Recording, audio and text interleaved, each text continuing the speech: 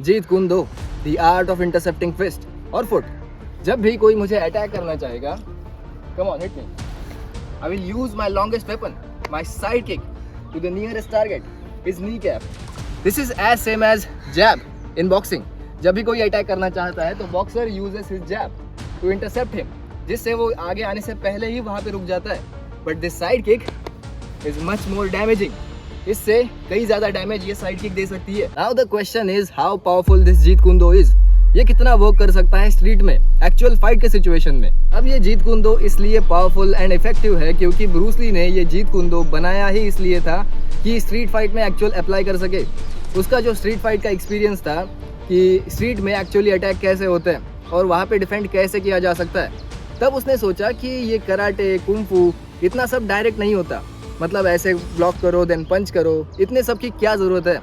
जो actual street में work करेगा डायरेक्ट अटैक, क्योंकि स्ट्रीट पे अनप्रेडिक्टेबिलिटी, अचानक से अटैक करना, कोई बता के अटैक नहीं करता।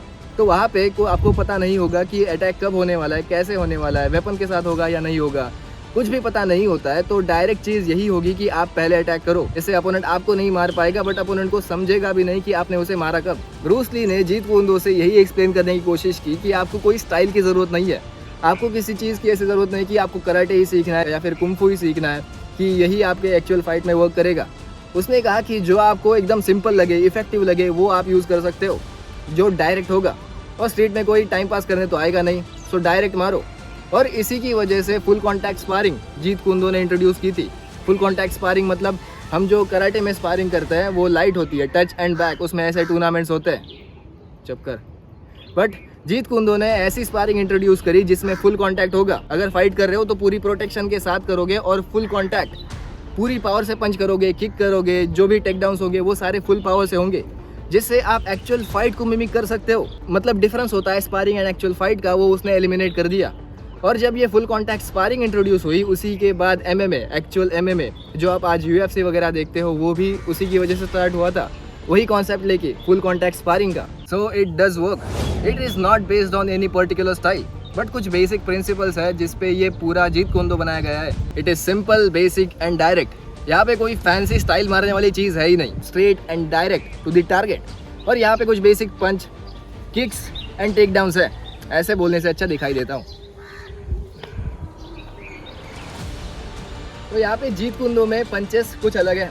जो बॉक्सिंग में होते हैं ऐसे पंचेस, जीत कुंदो में ऐसे पंचेस नहीं होते। जीत कुंदो में पंचेस ऐसे होते हैं। This is the jab in Jeet Kune Do, this is vertical jab like this, and this is the cross. Hook भी डिफरेंट होता है, हुक ऐसे होता है बॉक्सिंग में, बट जीत कुंदो वाला हुक ऐसे है। ये एंड में फिस्ट टर्न लाइक दिस, मतलब यहाँ पे जो चिन होती है बस ऐसे करना है। This is the hook. And same kicking, पहले ही हमने इंट्रोड्यूस करी इस साइड किक को। So this is the main weapon, ये जीत कुंदो, जो आप यहाँ पे और यहाँ पे मार सकते हो। This is the side kick, the longest weapon which is used to the nearest target. मतलब यहाँ पे अगर अपोनेंट खड़ा है तो मेरे लिए नियरेस्ट टारगेट, ये किक के लिए नियरेस्ट टारगेट ये है, क्योंकि बस इतना सा डिस्टेंस है। यहाँ पे मारने जाऊँगा तो यहाँ से किक यहाँ तक उठानी पड़ेगी। तो इट इज़ सिंपल कि मैं यहाँ पे मारूँ। एंड ये वल्नरेबल पार्ट भी होता है और वो इंटरसेप्ट भी हो जाएगा, वो आगे नहीं आ पाएगा। एंड द जैब, जैब भी सेम तरीके से यूज़ किया जा सकता है। जब अपोनेंट यहाँ तक इतनी दूर रेंज में खड़ा हो, you can use this, but अगर ऑलरेडी पास आ चुका है then you can use this jab, जो आपकी पंचिंग रेंज में होगा। Jab not like this but like this, and same for the cross. And some basic take downs भी होते हैं। अपोनेंट और भी पास आ गया तो मतलब इतने पास, तो ये टेक डाउन्स लाइक दिस, तो ये भी किए जा सकते हैं। मतलब आपने हिट किया एंड देन ये कुछ टेक डाउन्स जब तक करके दिखाया नहीं दो तो आपको उसकी इंटेंसिटी पता नहीं चलती, इसलिए करके दिखा दिया। एंड हाँ, ये राउंड हाउस किक आपने कराटे में देखी होगी, ये राउंड हाउस किक ऐसे की जाती है। तो जीत कुंदो में ये किक आप हील से भी कर सकते हो। इसमें ये पेंडुलम स्टेप ऐड किया जाता है, ये टू कवर द डिस्टेंस। मतलब अगर अपोनेंट और मेरे बीच में इतना डिस्टेंस है ऑलरेडी, तो यहाँ पे मैं ये किक साइड किक यूज़ कर सकता हूँ। ये किक जो फेस पे यूज़ की जा सकती है, मतलब राउंड हाउस किक को मिमिक करती है, बट हिट आप इस पार्ट से करते हो लाइक दिस एंड दिस।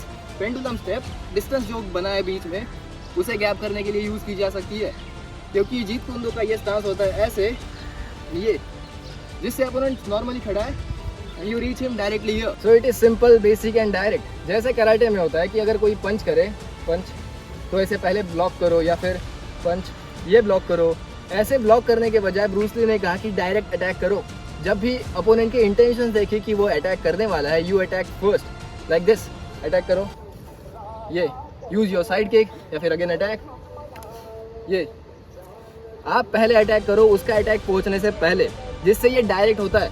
और एक ही पंच मैं यूज़ कर रहा हूँ, मतलब मैं पहले ये पंच ब्लॉक किया देन पंच किया, इट्स नॉट लाइक दिस। मैंने बस ये यूज़ किया, I created this angle, foot, ये एंगल क्रिएट किया मैंने, एंड ये पंच। अब ये मेरा फोर आर्म यहाँ पे ऐसे जाता है, जिससे मुझे ये ब्लॉक करने की ज़रूरत नहीं है, direct block and attack at the same time, दोनों एक साथ हो जाते हैं। एंड इसलिए this is direct and simple, इसलिए क्योंकि मैंने इसे कॉम्प्लिकेट नहीं किया कि पहले ब्लॉक करो देन पंच करो या फिर ऐसे ब्लॉक करो एंड देन पंच करो, ऐसे कुछ कॉम्प्लिकेट नहीं किया। सिंपल एंड डायरेक्ट, बस एक पंच या फिर कोई साइड किक। तो it is simple and direct. Easy नहीं है क्योंकि आपको एक ही चीज़ बहुत बार प्रैक्टिस करनी पड़ेगी। आपको 10,000 कोई अलग अलग टेक्निक्स को प्रैक्टिस नहीं करना, बस एक टेक्निक को 10,000 बार प्रैक्टिस करना है। एंड अगर आपको पता हो तो Bruce Lee body building split भी फॉलो करते थे, मसल्स बनाने के लिए नहीं बट टू गेट पावरफुल। जो भी वो जीत कुंदो में सिखाते थे, पंचिंग, किकिंग, उसमें एक्सप्लोसिव स्ट्रेंथ आने के लिए, पावरफुल स्ट्राइक्स के लिए, he used to train body building split like lifting weights, overhead pressing, squats, deadlifts, ऐसी चीज़ें। मैं जाता हूँ gym to train for strength, but मैं सेम ब्रूस ली की तरह ट्रेन नहीं करता। I also train like an athlete, जिसमें मुझे मसल्स भी बनाने हैं, उसके साथ साइज़ भी बिल्ड करनी है, उसके साथ स्ट्रेंथ एंड स्पीड भी चाहिए। तो उसी के लिए ट्रेनिंग तो मेरी ठीक ही है, बट उसके ट्रेनिंग में रिकवरी एंड प्रोग्रेस के लिए, मसल बिल्ड करने के लिए protein is also important, and that's why I use this Avatar whey protein. This is isolate whey protein which is Belgium chocolate. Avatar ने अब अपना क्रिएटिन भी लॉन्च कर दिया है, अभी मेरे पास फ्रेम में नहीं है, बट आप उनकी वेबसाइट पे जाके क्रिएटिन भी बाय कर सकते हो। तो अभी वर्कआउट ख़त्म करके मैं अपना प्रोटीन ले रहा हूँ, so that my muscle building, my recovery will get enhanced. अब इसका टेस्ट तो काफ़ी बढ़िया है ही, but this is very good for your muscle building and recovery, क्योंकि आपको एक स्कूप में 29 ग्राम्स प्रोटीन मिल जाता है, मतलब आइसोलेट में जो मैं यूज़ करता हूँ। अगर कॉन्सेंट्रेट बाय करोगे तो 27, जिससे आपकी डेली प्रोटीन रिक्वायरमेंट पूरी हो सकती है। इसका लिंक मेरे डिस्क्रिप्शन में मिल जाएगा। चेकआउट के समय मेरा कोड दर्शन21 यूज़ करना, आपको डिस्काउंट भी मिल जाएगा। अभी जाके बाय करना। Now get back to our main topic. Second, longest weapon to the nearest target. इसे तो हमने स्टार्टिंग में ही कवर कर लिया। Similarly hardest weapon to the softest target, जैसे मेरी साइड किक, जैसे मेरी side kick is the longest weapon and this is the nearest target for that side kick. But similarly ये मेरा स्ट्रॉन्ग वेपन भी है and this is the vulnerable part, क्योंकि ये बहुत ही पावरफुल है एंड ये बहुत ही मतलब वीक है। अगर यहाँ पे मारूँ तो बहुत ज़्यादा लग सकता है। सिमिलरली आई जैब्स, ये पार्ट, ये मेरा strongest and hardest weapon and ये काफ़ी वल्नरेबल पार्ट। आपको कोई ट्रेन नहीं कर सकता टू गेट स्ट्रॉन्ग, वहाँ पे अगर मारोगे तो लगेगा ही। अब ये स्ट्रीट फाइट में कोई रूल्स नहीं होते, इसलिए ऐसे अटैक्स दिए गए। अब ये आप खेलने के लिए दोस्तों के साथ यूज़ करने वाले अटैक्स नहीं है। जब आपको एक्चुअल स्ट्रीट फाइट में ज़रूरत पड़ेगी कि आपको लगेगा कि अपोनेंट मारने ही वाला है, आपके पास और कोई रास्ता नहीं है, बहुत स्ट्रॉन्ग अपोनेंट है, तब आप ये डर्टी टैक्टिक्स यूज़ कर सकते हो। Hardest weapon to the nearest target like I jab, I को आप ट्रेन नहीं कर सकते। ग्रोइन शॉट्स वो आप ट्रेन नहीं कर सकते। Like I jab we can use to thrust in the eyeballs. Same for the groin shot, ये किक आप यहाँ पे भी मार सकते हो, groin kick. So these are the kicks that you use to protect yourself using your hardest weapon to the softest targets. Third, there is no style. Bruce Lee ने Jeet कुंदो को ऐसे डिज़ाइन किया था कि आप कुछ भी यूज़ कर सकते हो जो आपके लिए वर्क करता हो। आपको लगे कि आपने बहुत साल के लिए कराटे किया हो तो आप कराटे की टेक्निक्स इस जीत कुंदो में यूज़ कर सकते हो, क्योंकि यहाँ पे कोई स्टाइल नहीं है, कोई लिमिटेशंस नहीं है। There is freedom for you. उसने खुद 3-4 martial arts like boxing, fencing और विंग चन, ऐसे मार्शल आर्ट्स को मिला के अपना स्टाइल क्रिएट किया था। विंग चन आपको अगर पता नहीं है, वो भी एक मार्शल आर्ट्स का फॉर्म होता है। आपको लगे कि आपकी कराटे के किक्स अच्छे, बहुत ही पावरफुल है, तो आप बस ब्रूस ली के प्रिंसिपल्स जो एक्चुअल स्ट्रीट फाइट में एप्लीकेबल है वो यूज़ करो और आपके अटैक्स कराटे स्टाइल में ही दिखेंगे। लाइक आपकी राउंड हाउस कराटे की स्टाइल की दिख सकती है, बट प्रिंसिपल्स कि जब भी अपोनेंट मूव इन करेगा you will intercept him with your roundhouse kick, मतलब प्रिंसिपल्स आप जीत कुंदो के यूज़ करोगे, बट अटैक्स आपके कराटे के स्टाइल में ही दिखेंगे। So there is freedom for you to experiment, जो आपके लिए वर्क करे वो आप यूज़ कर सकते हो। And this is not just about fighting. Bruce Lee was a philosopher, तो उसने बहुत सारे लाइफ लेसन्स भी दिए, like be water my friend. अब इसने ये कॉन्सेप्ट फाइटिंग में अप्लाई की।